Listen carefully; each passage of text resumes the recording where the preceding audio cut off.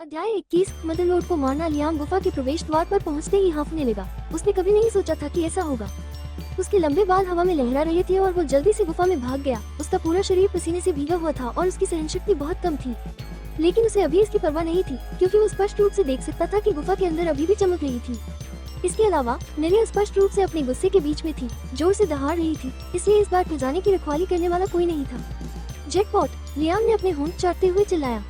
हालांकि उसने अपने जीवन में बहुत कुछ झेला था जिससे उसे एक शांत और स्थिर मानसिकता मिली थी, फिर भी वो गुफा के अंदर 3 या 4 बचे हुए तीरों को देखकर थोड़ा उत्तेजित हो गया जो सभी चमक रहे थे। वो जल्दी से आगे बढ़ा और अपनी इन्वेंट्री स्लॉट में दिखाई देने वाली हर चीज को फावड़े से भर दिया। उसे नहीं पता था कि सब कुछ कब गायब हो जाएगा, इसलिए उसने चीजों को देखने की हिम्मत नहीं उठाई और बिना सोचे समझे सब कुछ डाल दिया। शुक्र है कि सारा सोना, चांदी और तांबा स्वचालित रूप से मुद्रा के रूप में संग्रहित हो गया था और वास्तविक इन्वेंट्री स्पेस में कोई जगह नहीं घेरता था, अन्यथा उसके पास बहुत पहले ही स्लॉट खत्म हो गए होते। अधिक सोने के सिक्कों के अलावा कई तरह के रत्न, अधिक कौशल पुस्तकें और रेसिपी स्क्रॉल थे। अयस्कों, जड़ी बूटियों और सभी प्रकार के उपकरणों का तो जिक्र ही नहीं। उसकी 500 स्लॉट इन्वेंट्री में से लगभग 3/4 पूरी तरह से भर गई थी, जिससे लियाम संभवतः पूरे खेल में सबसे अमीर खिलाड़ी बन गया। उसने कुछ सेकंड के अंतराल में पूरी गुफा को ऊपर से नीचे तक साफ कर दिया था। उसने जगह की दोबारा जांच करने के लिए भी समय निकाला, ये सुनिश्चित करते हुए कि हर कोना खाली हो गया है। और जब उसका काम पूरा हो गया तो लियाम गुफा के सबसे दूर के कोने, ड्रैगन की मान, नेरिया के आराम करने की जगह के पास पहुंचा। वो जगह काफी खाली दिख रही थी, सिवाय उस भूसे और भूसे के बिस्तर के जिस पर जानवर लेटा हुआ था। वहाँ कुछ हड्डियाँ भी थी, शायद ड्रैगन के आखिरी भोजन की, लेकिन उसके अलावा कोई खास खजाना मौजूद नहीं था।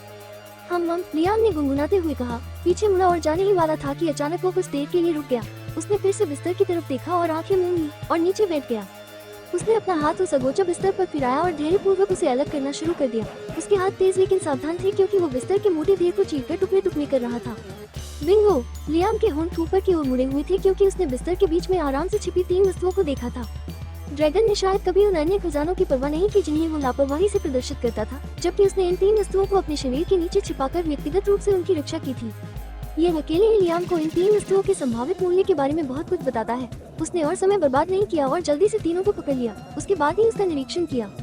वो वापस बैठ गया और उन्हें एक एक करके उठाते हुए जमीन पर रख दिया। पहला एक सफेद रंग की मध्यम आकार की अंडाकार वस्तु थी जो काफी भारी थी। क्या ये अंडा है? लियाम ने बड़बड़ाते हुए उसे सावधानी से इन्वेंट्री स्लॉट में से एक में रखा। फिर उसने दूसरी वस्तु ली जो एक शार्ट की तरह दिख रही थी, बैंगनी रंग की, शायद किसी तरह के रत्न से टूटी हुई। उसने सावधानी से उसे अपनी इन्वेंट्री में रखा और फिर तीसरी वस्तु ली जो एक पुरानी और जंग लगी हुई चाबी थी। क्या बकवास है! फिर से लियाम को पता नहीं था कि यह क्या है, भले ही वो दूसरी बार यह खेल खेल रहा था। जिन लोगों ने पहले इस गुफा को लूटा था या यूं कहे कि लूटने की कोशिश में मर गए थे, उन्होंने कभी इन 3 वस्तुओं के बारे में कुछ नहीं बताया। उसने सोने, रत्नों, रेसिपी स्क्रॉल और कौशल पुस्तकों के ढेर के बारे में बहुत कुछ सुना था, लेकिन अंडे या शार्ट या चाबी के बारे में कुछ नहीं सुना था। सबसे पहले उसे यकीन नहीं था कि क्या कोई उसकी तरह पूरी गुफा को लूटने में कामयाब हो गया था, लेकिन अगर उन्होंने ऐसा किया भी और अगर ये आइटम बेहद कीमती थे तो केवल मूर्ख ही उस जानकारी को सार्वजनिक करेंगे। तो या तो किसी को यह नहीं मिला या कम से कम जिस व्यक्ति को यह मिला वो मूर्ख नहीं था। अच्छा, जो भी हो, लियाम ने अपना सिर मिलाया और फिर चाबी को भी अपनी इन्वेंट्री स्लॉट में फेंक दिया। अंदर ज्यादा देर तक रुके बिना वो गंदी गुफा के मैदान से उठ खड़ा हुआ और वापस बाहर जाने से पहले अपने कपड़े झाड़े। ये सभी खजाने के स्थान अच्छे थे और सब कुछ, लेकिन खेल खेलने का उसका मुख्य उद्देश्य ये नहीं था। वास्तव में जब अपरिहार्य सर्वनाश उतरता है तो ये सोने के सिक्के या यहाँ तक कि वास्तविक दुनिया की मुद्रा का कोई मतलब नहीं रह जाता। केवल सच्ची ताकत और शक्ति ही मायने रखती थी। जैसे ही उसने अपनी इन्वेंट्री में विभिन्न वस्तुओं को सटीक रूप से स्क्रॉल किया, लियाम गुफा से बाहर चला गया। उसकी आंखें नीचे के जंगल के मैदान को स्कैन कर रही थी जहाँ नेरिया अभी भी तूफान मचा रही थी और जोर से दहाड़ रही थी। हालांकि उसका नीचे उतरकर लड़ाई में शामिल होने का कोई इरादा नहीं था। नेरिया को हराने के लिए कम से कम 25 खिलाड़ियों की भीड़ की जरूरत थी। सभी को सही तालमेल और समन्वय के साथ ड्रैगन से लड़ना था।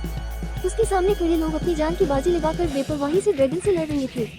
वो जानता था कि वे इस तरह से या कम से कम ड्रैगन को कभी नहीं हरा पाएंगे। ऐसा करने में बहुत समय लगने वाला था, लेकिन लियाम को पता था कि हारने वाली लड़ाई में शामिल होना ठीक नहीं है। दूसरों के विपरीत जो एक दो हार या मौत की परवाह नहीं करते थे, क्योंकि यह अभी खेल की शुरुआत। अध्याय 22 नई टीम। हर बार जब कोई खिलाड़ी या बल्कि कोई इंसान खेल के अंदर मरता था तो उसकी आत्मा थोड़ी कमजोर हो जाती थी।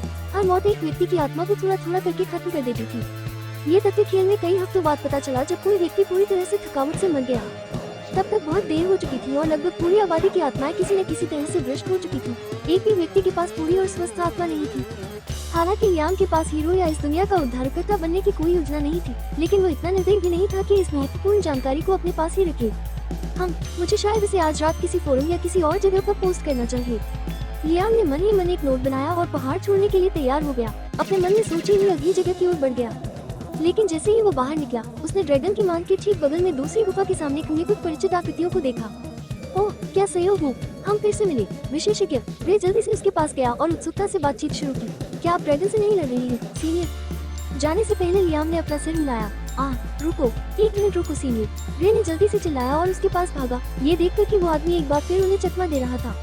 ये हमें अभी अभी यहाँ एक कालकोठरी मिली है, एवं रेवेन की मांग, हमारी पार्टी को खोज बोनस और एक बड़ा अनुभव बढ़ावा और ड्रॉप पर बोनस मिला है। हमारे पास अभी भी 2 लोग कम हो, क्या आप हमारे साथ शामिल होना चाहते हैं सीनियर? रे ने समझाया और लियाम से आत्मविश्वास से पूछा, लगभग निश्चित था कि उसे अस्वीकार नहीं किया जाएगा। पहली बार कालकोठरी चलाने वाली टीम को आमतौर पर 100% अनुभव बढ़ावा मिलता था, जो कि कोई मामूली संख्या नहीं थी, लेकिन फिर भी ये लियाम को लुभाने के लिए पर्याप्त नहीं था। लेकिन उसने रे को अस्वीकार नहीं किया, इसके बजाय उसने स्वीकृति में अपना सिर हिलाने से पहले एक पल के लिए रुक गया। ऐसा करने के पीछे एक कारण था, लियाम को अंदेशा था कि कालकोठरी में कुछ सुराग हो सकते हैं। आखिरकार कालकोठरी उस गुफा के ठीक बगल में स्थित थी, जहां से उसने 3 रहस्यमय वस्तुएं प्राप्त की थी। अगर कालकोठरी की सामान्य बूंदों या अनुभव वृद्धि को ही ध्यान में रखा जाता तो शायद उसे इसकी कोई जरूरत नहीं होती, लेकिन उसे यकीन नहीं था कि कोई अतिरिक्त बूंदें ट्रिगर होंगी या नहीं, क्योंकि उसके पास अद्वितीय वस्तुएं थीं।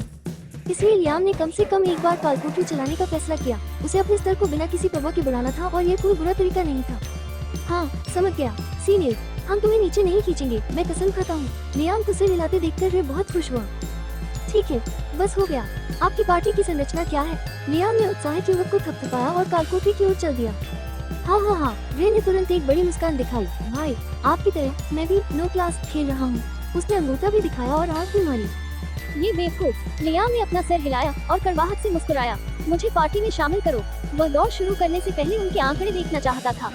अगर उनकी हालत बहुत खराब थी तो उनके साथ टीम बनाने का कोई मतलब नहीं था।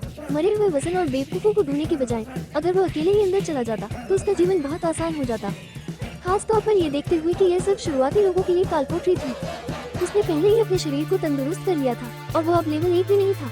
वीडियो के साथ लड़ाई से वो 2 बार लेवल अप कर चुका था और वर्तमान में लेवल 3 पर था, तो उसके लिए सोलो प्लेयर भी असंभव नहीं था। रे ने सिर हिलाया और जल्दी से लियाम को टीम में शामिल कर लिया। डिंग, आपको एक पार्टी में शामिल होने के लिए आमंत्रित किया गया है। डिंग, क्या आप स्वीकार करते हैं? हाँ, नहीं, लियाम ने हाँ पर क्लिक किया और फिर चुपचाप अपने 3 नए साथियों का निरीक्षण किया। हालांकि उसे शुरू में बहुत उम्मीदें नहीं थी, लेकिन उनके आंकड़े देखने के बाद उसे सुखद आश्चर्य हुआ। वास्तव में वे तीनों लेवल 4 पर थे, जो उससे या उनके बगल में निविया से लड़ने वाले खिलाड़ियों के समूह से एक पूरा लेवल ऊपर था। साथ ही तीनों में से केवल रे ने कोई विशेष वर्ग नहीं चुना था। 2 लड़कियों में से एक ने पैलाडिन का रास्ता चुना था, जबकि दूसरी ने हीले की भूमिका चुनी थी, विशेष रूप से एक पुजारी की। जबकि पैलाडिन और पुजारी दोनों पवित्र शक्ति, प्रकाश तत्व विशेषता के साथ माने पर निर्भर थे। एक पैलाडिन ने सुरक्षा और क्षति को रोकने पर अधिक ध्यान केंद्रित किया, जबकि एक पुजारी ने उपचार पहलू पर अधिक ध्यान केंद्रित किया। हम बुरा नहीं है, एक अस्थायी टीम के लिए बिल्कुल भी बुरा नहीं है, लियाम ने बड़बड़ाया, बिना इस बात पर ध्यान दिए कि वो वास्तव में शब्दों को जोर से बोल रहा था। रे को परवाह नहीं थी, लेकिन उसने अपनी दोनों बहनों को देखा और लियाम की ओर मुड़ने से पहले घबराहट में मुस्कुराया। भाई, हम वास्तव में एक अस्थायी टीम नहीं है, हमने साथ में अन्य खेल भी खेले हैं। मरहम, ठीक है, क्या हम किसी और का इंतजार कर रहे हैं या फिर हमें शुरू करना चाहिए? लियाम ने उसकी टिप्पणी को अनदेखा किया और सीधे मुद्दे पर आ गया। इस बार रे ने उसे जवाब नहीं दिया, बल्कि 2 महिलाओं में से एक पैलाडिन ने जवाब दिया। हम निष्पक्ष रूप से उपकरण ड्रॉप और कौशल पुस्तक ड्रॉप के लिए रोल करेंगे। संजय प्रति वो मौत की असली कीमत जानता था। अध्याय 23 यिंग बॉडी। एलेक्स ने अपने लंबे लाल बालों को एक टाइट बन में बांधा और लियाम को ऊपर से नीचे तक देखा। जब भी उसकी नजर उस पर पड़ती तो उसे स्पष्ट हो जाता कि वो एक खेल में है। कोई भी असली आदमी संभवतः ऐसा नहीं दिख सकता। हालांकि वो खुद काफी आकर्षक थी, एक दुबले पतले शरीर और कोमल घुटनों के साथ। उसके सामने वाला व्यक्ति पूरी तरह से अलग लीग में था। अपने रूप रंग के साथ वो वास्तविक दुनिया में 6 अंकों की कमाई करने वाला एक शीर्ष मॉडल हो सकता था, लेकिन उसकी उपस्थिति और शायद उसे प्राप्त विशेष खोज के अलावा उसके बारे में कुछ भी वास्तव में इतना खास नहीं था। उसके अहंकारी रवैये का तो जिक्र ही न करें, जो वो हर समय रखता था, जैसे कि वो बाकी सभी से बेहतर हो। एलेक्स को बहुत संदेह था कि वो व्यक्ति इतना ध्यान और चापलूसी करने का हकदार था, जो रे बेशर्मी से कर रहा था। जहाँ तक उसे पता था, यह आदमी शायद सिर्फ एक नकली बनने की चाहत रखता था। तो क्या तुम सहमत हो या नहीं? हम निष्पक्ष रूप से उपकरण ड्रॉप और कौशल पुस्तक ड्रॉप के लिए रोल करेंगे। उसने फिर से अपने शब्दों को दोहराया, उनमें से प्रत्येक पर जोर दिया। लियाम ने व्यंग्यात्मक ढंग से ठहाका लगाया। उसे शुरुआती कालकोठरी से मिलने वाली बूंदों की क्या परवाह होगी? मेरे लिए ये ठीक है, मुझे किसी उपकरण की आवश्यकता नहीं है। हम कौशल पुस्तकों के लिए रोल कर सकते हैं, लेकिन मेरी एक शर्त है। यदि कोई सामग्री या अनूठी बूंदें हैं तो मैं इसे ले लूंगी। हम एलेक्स ने उसे घूरते हुए अपने गोल को ऊपर उठाया, सिर्फ इसलिए कि उसने जो कहा वो उसे महसूस करने से नहीं रोक सका कि वहाँ अनूठी बूंदें या कुछ विशेष खोज आइटम होने जा रहे थे। क्या यह आदमी वीटा परीक्षक था? उसे सब कुछ पहले से कैसे पता है? फिर भी उसने कंधे उचकाए और सहमति जताई। वो यहाँ बात करने में बहुत अधिक समय बर्बाद नहीं करना चाहती थी, क्योंकि अगर वे पहले कालकोठरी को साफ नहीं करते तो यह परिहार्य था कि कोई और उनका केक ले जाएगा। एलेक्स के सहमत होने के बाद समूह जल्दी से अंदर चला गया, गुफा में प्रवेश किया। जैसे ही वे अंदर गए, ऐसा लगा जैसे उन्हें किसी बिल्कुल अलग जगह पर ले जाया गया हो। वे अब फिर से एक तरह के जंगल में खड़े थे जो बहुत तेज हवा वाला था, और साफ नीला आसमान अब एक भयावह गहरे बैंगनी रंग का हो गया था। ये कालकोठरी क्या है? रे ने घबराकर चारों ओर देखते हुए पूछा। उनके आसपास कोई जानवर या राक्षस नहीं थे और यह जगह एक सादी खाली जंगल की थोड़ी बहुत डरावनी थी। नीचे नहीं, ऊपर देखो, लियाम ने बड़बड़ाया। रे और दोनों महिलाओं ने उसकी बातें सुनी और तुरंत ऊपर देखा तो गहरे बैंगनी बादल वाले आसमान में छोटे छोटे लाल बिंदु बिखरे हुए थे, और जब उन्होंने करीब से देखा तो वे तुरंत चौंक गयी। छोटे छोटे लाल बिंदु आंखें थीं और गहरे बैंगनी बादल अंतहीन चक्रों में घूमते पक्षियों के झुंड थे। बाहर ले जाओ, रे ने चौंककर जोर से गाली दी और दोनों महिलाएं भी आशंकित दिखीं। दूसरी ओर लियाम ने शांति से मुस्कुराते हुए जंगल की जमीन पर अपनी इन्वेंट्री स्क्रीन खोलकर बैठ गया। सिर्फ इसलिए कि पक्षी वहाँ थे, इसका मतलब यह नहीं था कि वे उन पर हमला करने जा रहे थे, अन्यथा वे पहले ही ऐसा कर चुके होते। ठीक है, मुझे 5 मिनट और चाहिए और फिर मैं खेलने के लिए तैयार हो जाऊंगा। हर कोई इतना विचलित था कि उसे परवाह नहीं थी, इसलिए उन्होंने बिना सोचे समझे सिर हिला दिया। लियाम ने ठहाका लगाया। खेल वास्तव में थोड़ा ज्यादा यथार्थवादी था और इसके पीछे एक कारण था। उसने आह भरी और अपना सिर हिलाया। आखिरकार उसने ड्रैगन की मान से चुराई गई चीजों पर एक नजर डाली। मुद्रा, सोना 5000, चांदी 5000, तांबा 5000। बुरा नहीं है, लियाम ने अपनी जीभ चिटकाई। फिर उसने पहली कौशल पुस्तक पर एक नजर डाली। राक्षसी आह्वान 200 मन का उपभोग करता है और एक छोटे राक्षस को बुलाता है। 20 सेकंड के लिए सक्रिय मंत्र, लेवल 1। चर्चा कितना महंगा सम्मन मंत्र है। लियाम ने जल्दी ही कौशल सीख लिया, क्योंकि कोई भी व्यक्ति जितने कौशल सीख सकता था उसकी कोई सीमा नहीं थी। लेकिन उन सभी को स्तरीकृत करना और यह सुनिश्चित करना कि वे वास्तव में उपयोगी है, एक पूरी तरह से अलग बात थी। कोई व्यक्ति 100 कौशल सीख सकता था, लेकिन उन सभी पर ध्यान केंद्रित करना, उन सभी को स्तरीकृत करना और सबसे महत्वपूर्ण बात, उन सभी के बारे में ज्ञान प्राप्त करना शारीरिक रूप से असंभव था। लेकिन यह विशेष कौशल समय और प्रयास के लायक था, क्योंकि लियाम जानता था कि जब स्तरीकृत किया जाता है तो ये खिलाड़ी को स्थायी रूप से एक राक्षस के साथ अनुबंध करने में सक्षम करेगा। बेशक ऐसा होने के लिए एक और शर्त भी थी, केवल अत्यधिक उच्च राक्षसी आत्मीयता वाले लोग ही इस चरण को प्राप्त करने में सक्षम थे। लियाम के पास एसएसएस ग्रेड आत्मीयता नहीं थी जो तकनीकी रूप से सबसे अधिक थी, लेकिन उसके पास अभी भी एस ग्रेड आत्मीयता थी जो काफी अच्छी थी। इसलिए उसने संकोच नहीं किया और जल्दी से कौशल सीख लिया। एलेक्स उसके बगल में खड़ा था, उत्सुकता से लियाम को देख रहा था और सोच रहा था कि वो क्या कर रहा है। अरे हॉफस्टेटर, तुम्हें क्या लगता है कि वो क्या कर रहा है? क्या उसने अभी अभी कोई हुनर सीखा है? उसने दबी हुई आवाज में कहा। लियाम ने उनकी बातचीत को अनदेखा किया और अगला आइटम खोलने ही वाला था कि अचानक उसका हाथ रुक गया। हॉफस्टेटर, उसकी आंखों ने पार्टी के तीसरे सदस्य का नाम जल्दी से स्कैन किया। वो पुजारी जिसके साथ उसने इतनी बातचीत नहीं की थी। रे थॉर्नवुड, एलेक्स थॉर्नवुड, मिया हॉफस्टेटर। उसने पहले उनके नामों पर पर्याप्त ध्यान नहीं दिया था, और अब जब उसने ध्यान दिया तो लियाम पूरी तरह से अचंभित। ये क्या था, भाग्य या बस एक सहयोग? लियाम ने खुद को पूछा कि उसने इस पर पहले ध्यान क्यों नहीं दिया। अपनी जल्दबाजी में वो लगभग भगवान द्वारा भेजा गया उपहार पैकेज भेज देता। मिया हॉफस्टेटर, अपने पिछले जीवन में वो एक बहुत प्रसिद्ध नामी खिलाड़ी थी। वो लगातार लीडर बोर्ड पर शीर्ष उपचारकों में से एक रही थी। ये तो बताने की जरूरत नहीं है कि जब वो उपचार नहीं कर रही थी तो युद्ध पुजारी के रूप में उसके शीर्ष कौशल क्या थे। इसके अलावा वो महिला बेहद खूबसूरत थी। उसका पिता बहुत खूबसूरत था। उसके बाल शहद जैसे सुनहरे थे और उसकी नीली आंखें चमकीली थी। उसके पास एक शांत, संयमित और ठंडा स्वभाव भी था, जो म्यान में रखी तलवार की तरह था, जो एक दयालु और परोपकारी पुजारी की छवि के बिल्कुल अनुकूल नहीं था। और फिर भी वो अनगिनत प्रशंसकों द्वारा पूजी जाती थी और उसे देवी के रूप में सम्मानित किया जाता था। हालांकि ये सब तब था जब दुनिया में अभी भी सामान्यता का आभास था। जब चीजें निराशाजनक होने लगी तो किसी कारण से उसका नाम पूरी तरह से गायब हो गया। वो एसोसिएशन में पंजीकृत भी नहीं थी। लियाम का दिमाग स्वचालित रूप से मिया के बारे में सुनी गई कई बातों को खंगालने लगा और वो रुक गया, एक खास बात पर ध्यान देते हुए। वो एकमात्र हिस्सा जिसकी उसे परवाह थी। उसके सामने खड़ी यह महिला एक शुद्ध शरीर की मालकिन थी। अध्याय 24, कालकोठरी दौड़। सभी मनुष्य एक जैसे नहीं थे और कुछ लोग पृथ्वी जैसे अचेतन ग्रह पर रहते हुए भी धन्य संविधान रखते थे। लियाम के पास खुद ऐसा कोई विशेष संविधान नहीं था। अपने पिछले जीवन में वो उन लोगों से ईर्ष्या करता था जिनके पास ऐसा था, क्योंकि वे आसानी से ऊपर उठने और खड़े होने में सक्षम थे जब बाकी सभी संघर्ष कर रहे थे। शरीर वो बर्तन था जो ऊर्जा और जादू को अवशोषित करता था, सम्मिलित करता था और एक नाली के रूप में कार्य करता था। इसलिए जब कोई इस पहलू में ऊपरी हाथ रखता था तो उनकी प्रगति सुचारू और स्थिर होती थी। अपने दूसरे समय में लियाम ने इस तरह के महत्वपूर्ण कारक को कमाने की कोई योजना नहीं बनाई थी, खासकर जब वो चीज उसके दरवाजे पर दस्तक दे रही थी। क्या आपके पास कोई दिव्य आत्मीयता है?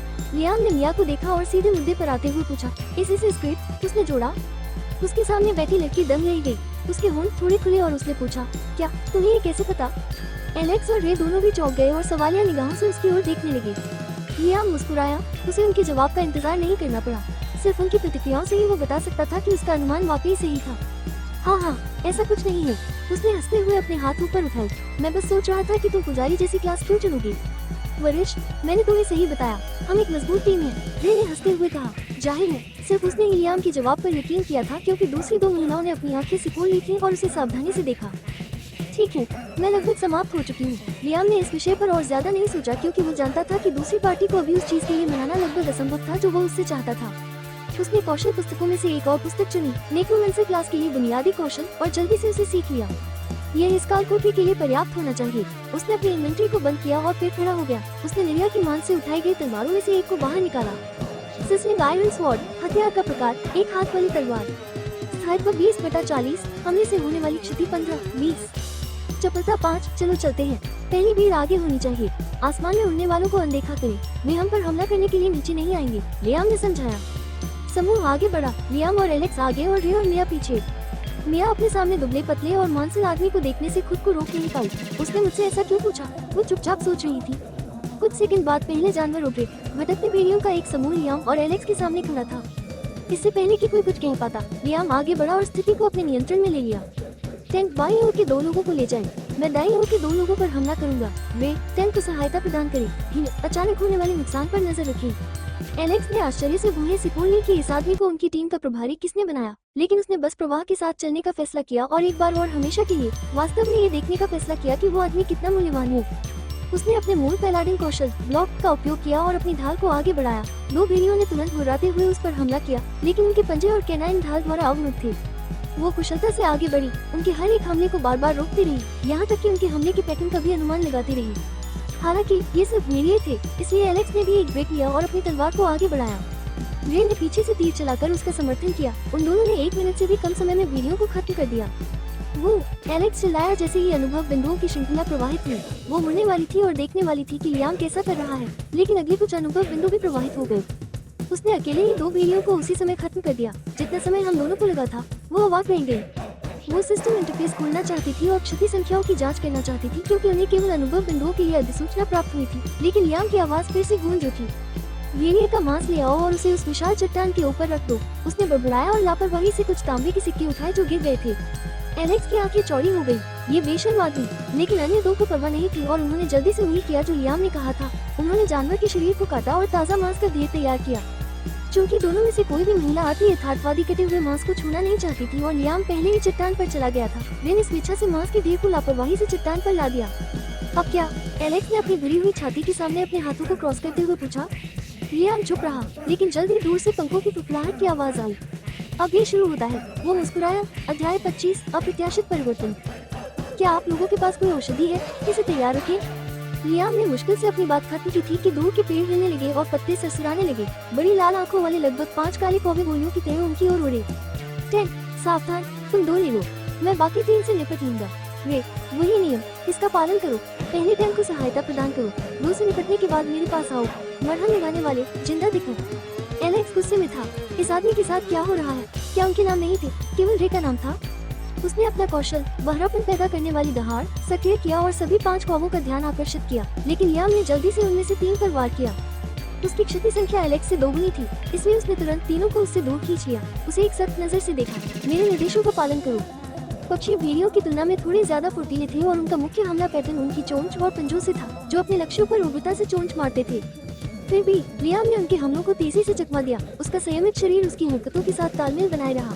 उसने जो भी हरकत की उसका हिसाब था और वह पूरी तरह सटीक थी। उसके बगल में एलेक्स ने भी पक्षियों को रोक दिया और उनसे मुकाबला किया। जल्द ही पक्षियों की पहली लहर को नीचे लाया गया, फिर से लगभग एक ही समय पर। उनके कानों में अनुभव अंत देने वाली सूचनाओं की एक श्रृंखला गूंज उठी। एलेक्स तुरंत लियाम की ओर मुड़ी और अपनी ढाल उसकी ओर तान दी। क्या तुम्हारे मन में महिलाओं के खिलाफ कुछ है? क्या? सावधान रहो, 3 और लहरें हैं। लियाम ने उसे चेतावनी दी और कुछ ही देर बाद पेड़ों में एक बार फिर सरसराहट हुई।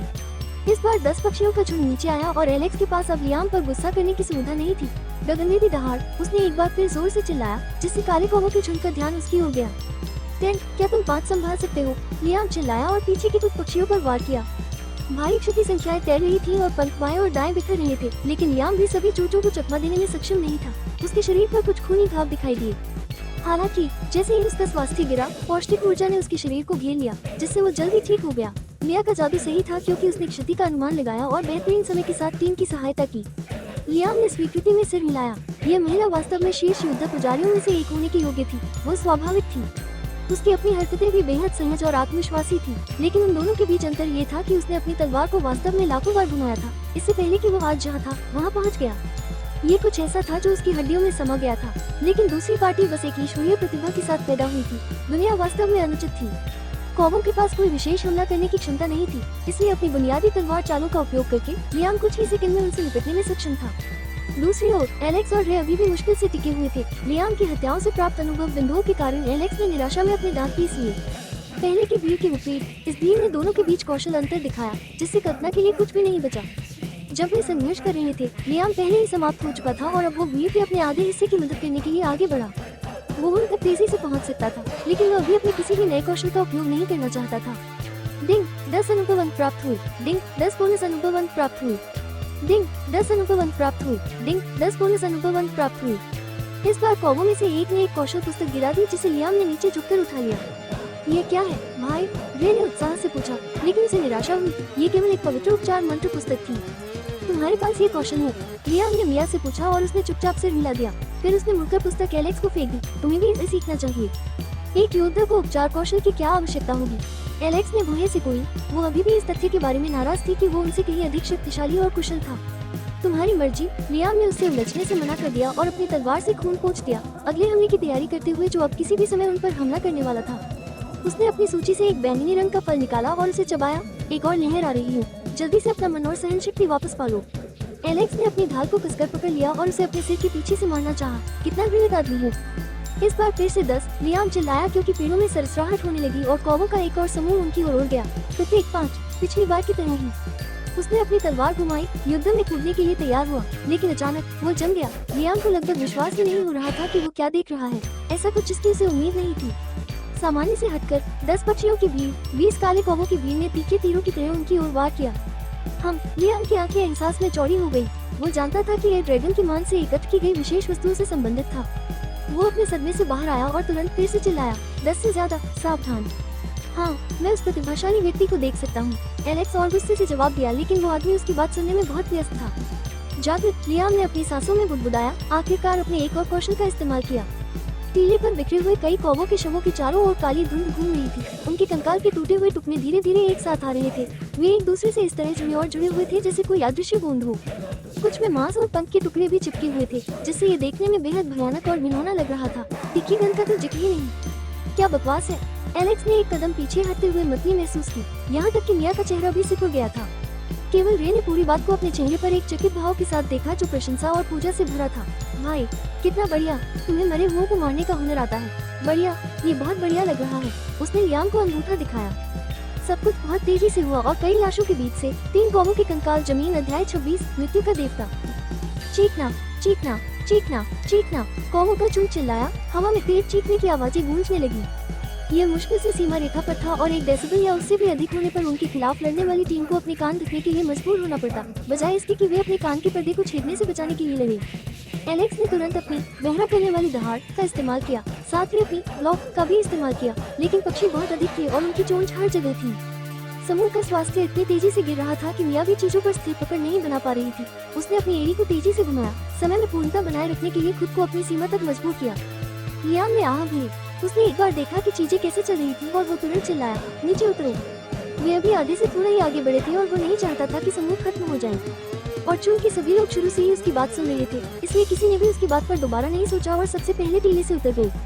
नीचे कूदने के बाद ही उन्होंने देखा कि कोई भी कौवा उनके पीछे नहीं आया था और सभी पक्षी अब केवल लियाम के इर्द गिर्द चक्कर लगा रहे थे।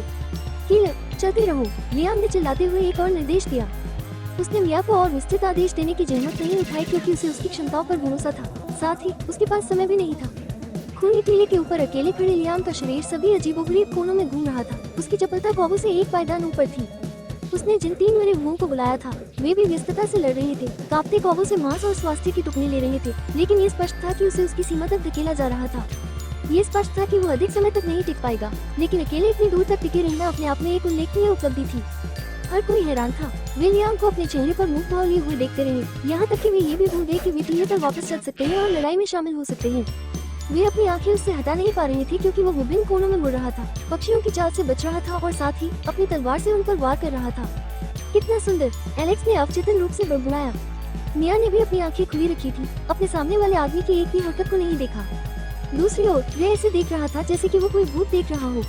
हर बीतते सेकंड के साथ उसकी हरकतें और भी तीखी होती गई और उसकी बेतरतीब हरकतें धीरे धीरे समन्वित और सुंदर होती गई, जैसे कि एक तीव्र युद्ध के बजाय एक नृत्य।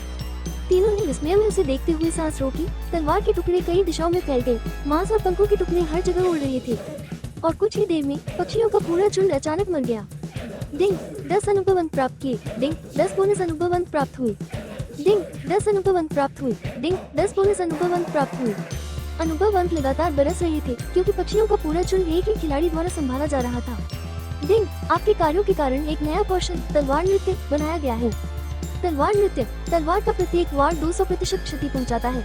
एक गंभीर हिट हमला 250% क्षति पहुंचाता है। Cool down 3 minute. लियाम ने नए कौशल पर मुस्कुराया। चालों के परिचित सेट को पूरी तरह से निष्पादित करने के बाद उत्साहित महसूस कर रहा था। वो इसे इतनी जल्दी इस्तेमाल नहीं करना चाहता था क्योंकि इसे प्रकट करने से बहुत सारे सवाल उठ सकते थे, लेकिन उसके पास कोई और विकल्प नहीं था, इसलिए उसने बस इसे आजमाया। जागृत, लियाम ने फिर से बड़बड़ाया। इस बार लाशों के ढेर से धीरे धीरे 5 पूनी मरे हुए कौवों का एक समूह ऊपर उठ रहा था। वो पहले से ही अगली लड़ाई की तैयारी कर रहा था। उसके विपरीत तीनों दर्शक स्थिर खड़े थे, यहाँ तक कि एलेक्स भी अवाक रह गया और उसके पास कहने के लिए कुछ नहीं था। वो अंदर ही अंदर उन दोनों की गेम प्ले की तुलना करने में शर्मिंदा महसूस कर रही थी। एक पुरानी शराब की तरह था जबकि दूसरा सस्ती बियर की तरह। लियाम ने उनकी ओर देखा और उनकी आंखों में पूजा की भावना देखी। वो अंदर ही अंदर हंसा। उसे इस तरह से देखे जाने की आदत नहीं थी। उसने अपना सिर हिलाया और बड़बड़ाते हुए लाशों के ढेर में खुदाई करने के लिए वापस लौटा। तुम्हें दिवास्वप्न देखना बंद कर देना चाहिए और वापस उठ जाना चाहिए। अगला समूह जल्द ही यहाँ आ जाएगा।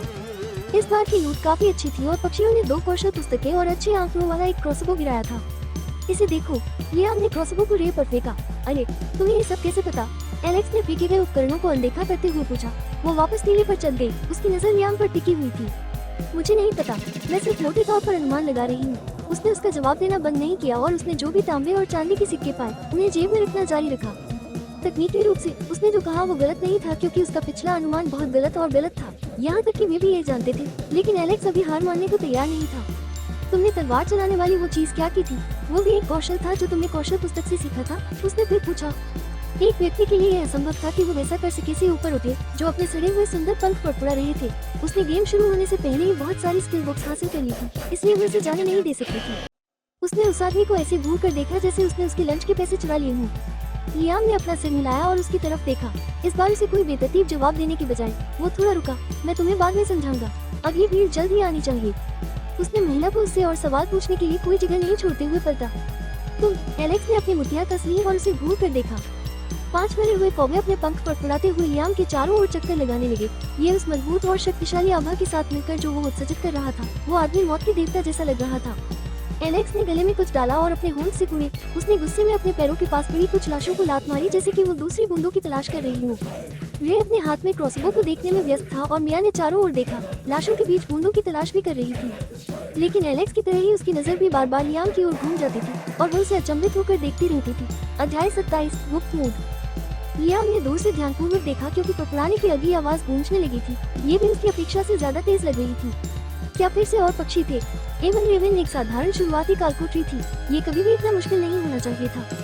इसमें आसान, कठिन और नरक मोड जैसे सामान्य मोड भी नहीं थे। ये बिना किसी छिपे हुए मोड और मोड के सिर्फ एक सीधा शॉर्ट रन था। मूल रूप से कालकोटरी में पिछले व्यू में 10 पक्षी और अगले व्यू में 10 और पक्षी होने चाहिए थे। इस समूह के कुछ पक्षियों में खिलाड़ियों को अचेत करने की क्षमता थी। ये अंतिम बॉस एक राक्षसी रेवन पक्षी से पहले की आखिरी भीड़ भी थी। बॉस राक्षस अन्य कौवों की तरह ही दिखता था, सिवाय इसके कि यह कई गुना बड़ा था और इसकी एक तीसरी आंख थी। पक्षी में असाधारण चपलता भी थी और वो खिलाड़ियों को अचेत करने में बहुत कुशल था, जिससे सभी चौंक जाते थे। ये संक्षेप में शुरुआती कालकोटरी का सारांश था, लेकिन लियाम को यह महसूस हो रहा था कि चीजें इस तरह से आगे नहीं बढ़ने वाली थी। क्या ये ड्रैगन के मान से ली गई वस्तुओं के कारण था? ये इसलिए भी हो सकता है क्योंकि वे कालकोटरी में प्रवेश करने और उसे चलाने वाली पहली टीम थी। उसे पक्का पता नहीं था, लेकिन अब तक उसका यही सबसे अच्छा अनुमान था। किसी भी तरह इस बात की बहुत अधिक संभावना थी कि उसे यह अवसर फिर से न मिले। लियाम कोई जोखिम नहीं उठाना चाहता था, इसलिए उसने सीखा हुआ दूसरा कौशल भी आजमाने का फैसला किया। उसने अपनी आंखें बंद की और राक्षसी आह्वान कहा। उसका मन तुरंत नीचे चला गया और उसके सामने मोटी काली धुआं निकलने लगी। ये कुछ हद तक 5 मरे हुए कौवों द्वारा अपने सड़े हुए पंख फड़फड़ाने से निकलने वाली आभा के समान थे, लेकिन साथ ही दोनों के बीच अंतर भी थे। एलेक्स और मिया दोनों को ही अपने आसपास घूमती हुई इतनी मोटी राक्षसी और अधूलोक ऊर्जा से अपनी त्वचा में झुनझुनी महसूस हो रही थी। क्या बकवास है, तुम्हारे पास एक और हुनर है, एलेक्स ने झल्लाहट में चिल्लाया और बाकी दोनों भी चुप नहीं रह सके। तुम्हारे पास बहुत सारे हुनर हैं, मिया ने शांति से बुड़बुड़ाया, हालांकि उसकी आंखों ने उसकी उलझन को प्रकट कर दिया। भाई, क्या कोई दुकान है जहां हम हुनर खरीद सकते हैं? रे ने अजीब तरह से हंसी। वो दखल नहीं देना चाहता था और लियाम को असहज महसूस नहीं कराना चाहता था, लेकिन ये बहुत ज्यादा था और वो पूछने से खुद को रोक नहीं सका। जबकि तीनों ने उसे उबली हुई आंखों से देखा, लियाम का पूरा ध्यान उसके सामने घूम रहे काले धब्बे पर था। आमतौर पर दानव को पूरी तरह से बुलाने में कुछ सेकंड लगते थे, इसलिए वो इसे एक बाज की तरह देखता रहा। जैसे ही पक्षियों की आखिरी भीड़ उनकी ओर उड़ने लगी, एक छोटी सी लाल गेंद धीरे धीरे प्रकट हुई और अचानक उस पर 2 छेद हो गए। एक बुरी नजर वाली आंख में बदल गया और दूसरा दांतों की एक पंक्ति में बदल गया। गाह! इसने एक अजीब सी आवाज निकाली, जिससे लियाम हरकत में आ गया। एक अविकसित दर्शक, बुरा नहीं, वो मुस्कुराया। ये विपत्तिन शक्तिशाली कम राक्षसों में से एक थे और अपने प्रकार के आधार पर कई प्रकार के नुकसान पहुंचाने में सक्षम थे। ये एक शॉट डेथ रे जितना शक्तिशाली हो सकता है, जो एक ही कुटिल आंख से एक हानिरहित धीमी किरण पर निकल सकता है। लियाम को इसकी क्षमताओं का पता तभी चलेगा जब ये हमला करना शुरू करेगी। और ये समय आ गया था। 30 से अधिक पक्षी लाल आंखों वाले काले तीरों की तरह उनकी ओर बढ़ रहे थे।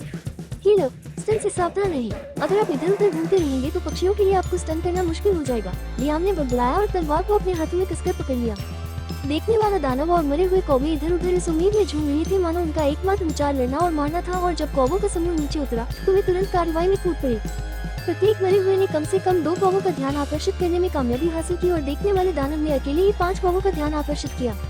इसने अपने आप में भीड़ के आधे हिस्से को कवर कर लिया और बाकी को टीम के लिए संभालना बहुत आसान हो गया। एलेक्स ने कुशलता से पक्षियों के खिलाफ अपनी ढाल को मारा, जबकि रे ने अब पक्षियों पर खंजर लहराया। लियाम अभी अपनी तलवार नृत्य को सक्रिय नहीं कर सका था, इसलिए उसने पक्षियों के कमजोर बिंदुओं पर सटीकता से वार किया। मिया उन सभी में सबसे व्यस्त थी, क्योंकि तीनों ही करीबी मुकाबले के लड़ाके थे और काफी नुकसान उठा रहे थे। लेकिन शुक्र है कि लियाम की चेतावनी के कारण कम से कम कोई भी अचेत नहीं हुआ और बच निकलने में कामयाब रहा। पहला पक्षी कुछ ही सेकंड में मर गया, जिससे सभी का मनोबल बढ़ा। राक्षस ने एक पक्षी को लकवाग्रस्त कर दिया। उसकी आंख से एक काली किरण निकली, जो फिर लियाम द्वारा तलवारों के वार की बौछार में फंसकर बेजान होकर गिर गई। इसके बाद एक एक करके और पक्षी मरने लगे। इस बार समूह का समन्वय बहुत बेहतर था। एलेक्स और रे दोनों ने तुरंत स्वास्थ्य रिफिल प्राप्त करके स्तर भी बढ़ाया, जिससे लड़ाई और भी आसान हो गई। कुछ ही समय में पक्षियों का बड़ा झुंड पूरी तरह से नष्ट हो गया और टीले पर लाशें जमा हो गई। अध्याय 28, बवंडर की आंख। हफ हफ हफ। एलेक्स और रे अब इसे बर्दाश्त नहीं कर पाए और सांस लेने के लिए खूनी टीले पर बैठ गए। इस आखिरी भीड़ ने उनका सब कुछ छीन लिया था और उन्हें लगा जैसे उनका शरीर निचोड़ कर सूख गया हो। चाहे खेल कितने भी यथार्थवादी क्यों न हो, उन्होंने पहले कभी ऐसा अनुभव नहीं किया था। ऐसा लग रहा था जैसे उन्होंने अभी अभी शारीरिक रूप से लड़ाई की हो, न कि सिर्फ अपने दिमाग का प्रक्षेपण। भाई कृपया मुझे बताओ कि वो आखिरी भीड़ थी, रे ने हाँफते हुए कहा और बात करते हुए उसके मुंह से पलों के टुकड़े छलक पड़े। वो आखिरी भीड़ होनी चाहिए, लियाम ने बिना सोचे समझे बुड़बुड़ाया, लेकिन उसके लहजे से पता चल रहा था कि वो अपने जवाब से संतुष्ट नहीं था। अगला एक राक्षसी कौवा होना चाहिए जिसमें बहुत सारे स्टन कौशल डालने की क्षमता हो। यह मरहम लगाने वाले को लकवा मारना और पहले उन्हें मारना पसंद करता है, इसलिए लिया तुम्हें सावधान रहना चाहिए। लियाम ने समझाने की पूरी कोशिश की, साथ ही साथ अपने मन को पुनः प्राप्त करने के लिए एक औषधि भी पी ली। पिछले मुकाबले के लिए उसने जितने भी कौवे पुनर्जीवित किए थे वे पहले से ही बेकार थे, इसलिए उसे एक बार फिर मरे हुए लोगों का जादू जागृत करना पड़ा। इस बार कुल 10 रेबल वोल्स ने अपने पंख फुलाए और हड्डियों और मांस के ढेर से उठे जो कच्चे की तरह इधर उधर पड़े थे। बॉस को इतना समय क्यों लग रहा है? रे ने आसमान की ओर देखते हुए पूछा। उसकी हरकत ने लियाम को भी अवचेतन रूप से ऊपर देखने पर मजबूर कर दिया और अचानक उसकी आंखें चौड़ी हो गई। नीचे उतरो अभी, लियाम पागलों की तरह चिल्लाया। तुम्हें तुरंत नीचे उतरना होगा और कालकोठरी से बाहर निकलना होगा, उसने चिल्लाया।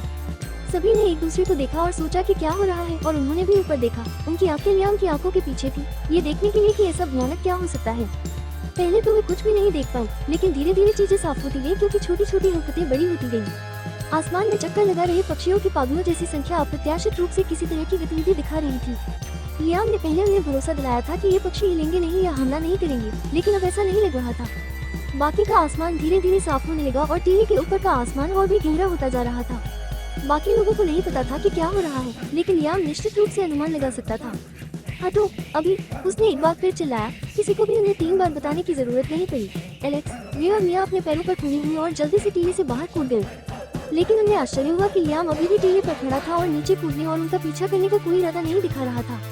और इससे पहले कि कोई सोच पाता कि वो क्या कर रहा है, कौवों ने एक बवंडर बनाया और नीचे उतरना शुरू कर दिया।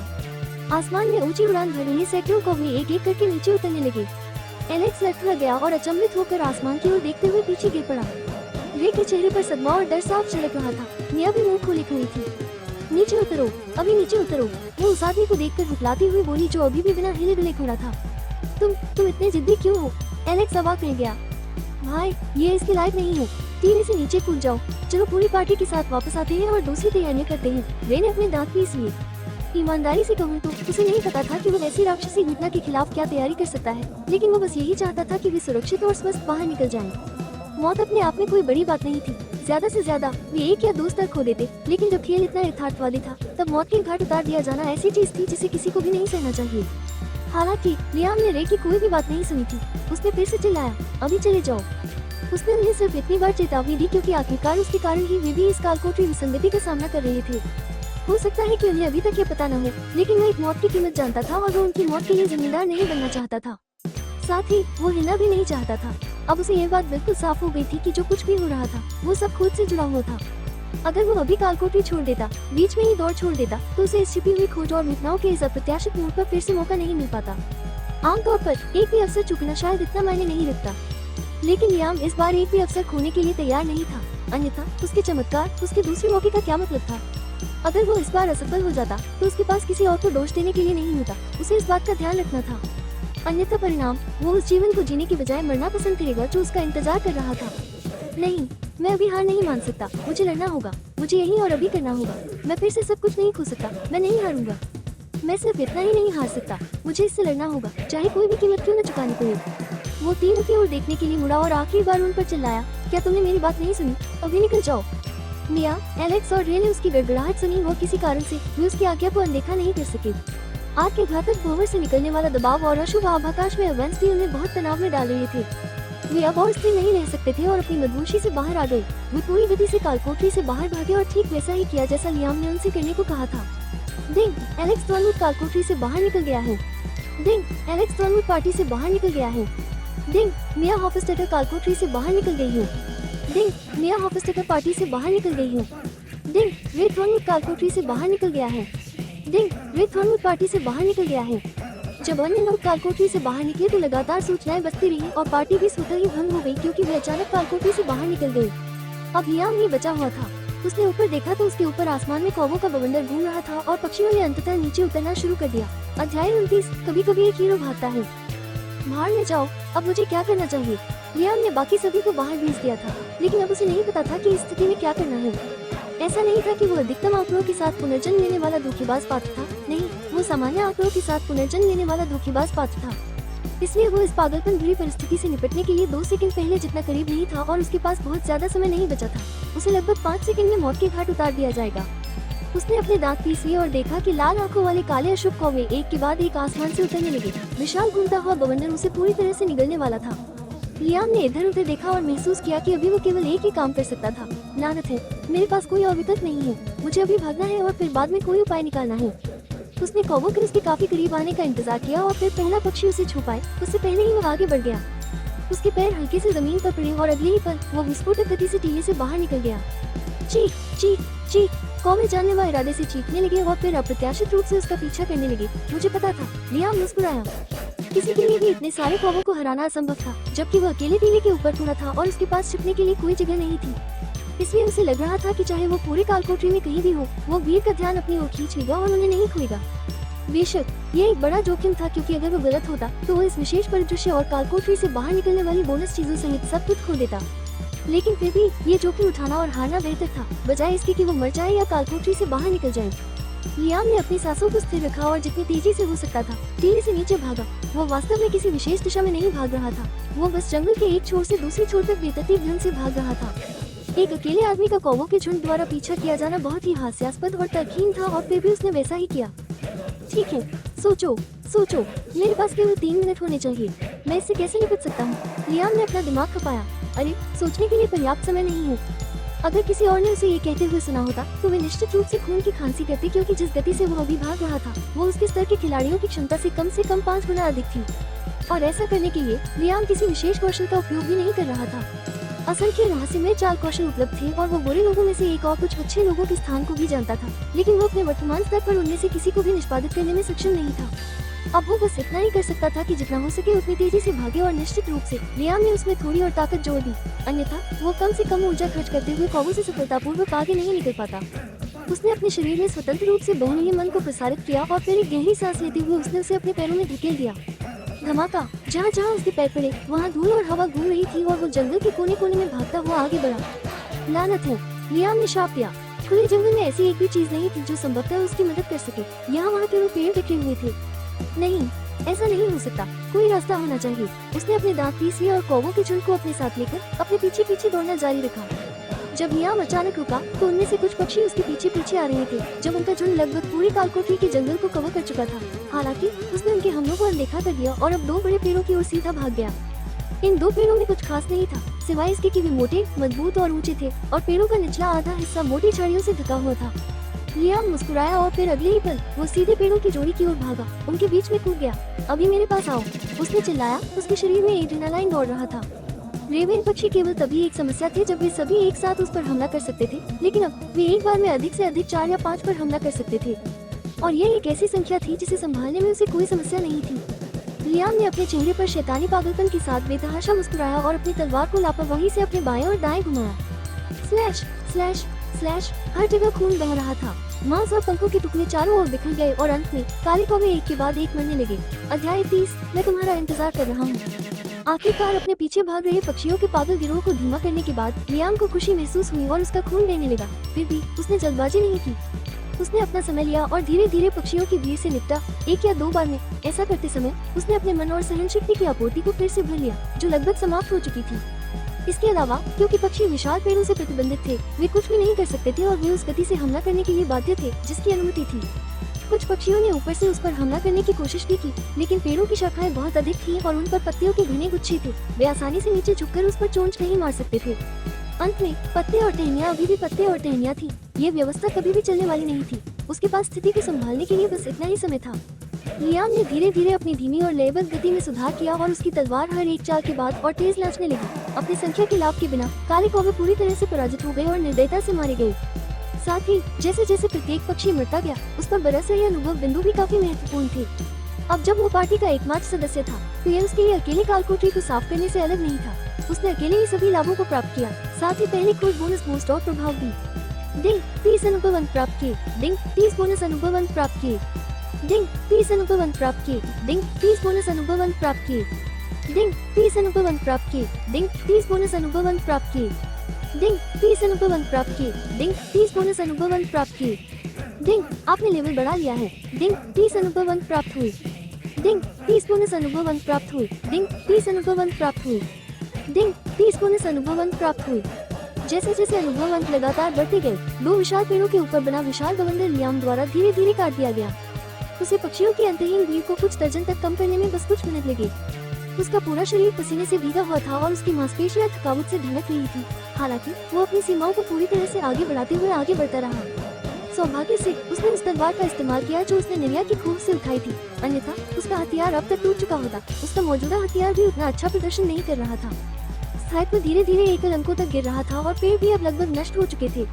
जब तक लियाम झुंड के आखिरी छोर पर पहुंचा, उसने आखिरी कुछ पक्षियों को चीर डाला। उसकी तलवार खून से लथपथ 2 टुकड़ों में टूट गई और संयोग से वो जिन विशाल पेड़ों के बीच फंसा हुआ था, वे भी टूटकर अलग हो गए। लियाम ने अपनी मुट्ठी भींची और जोर से चीखा, फिर अपने छिपने की जगह से बाहर कूद गया और पास की हरी घास पर गिर पड़ा, जो खून और ताजा लाशों से नहीं ढकी थी। उसे यकीन नहीं था कि आगे क्या होने वाला है, लेकिन उसने शांति से अपनी सूची से एक फल निकाला और घास पर लेटकर उसे चबाने लगा।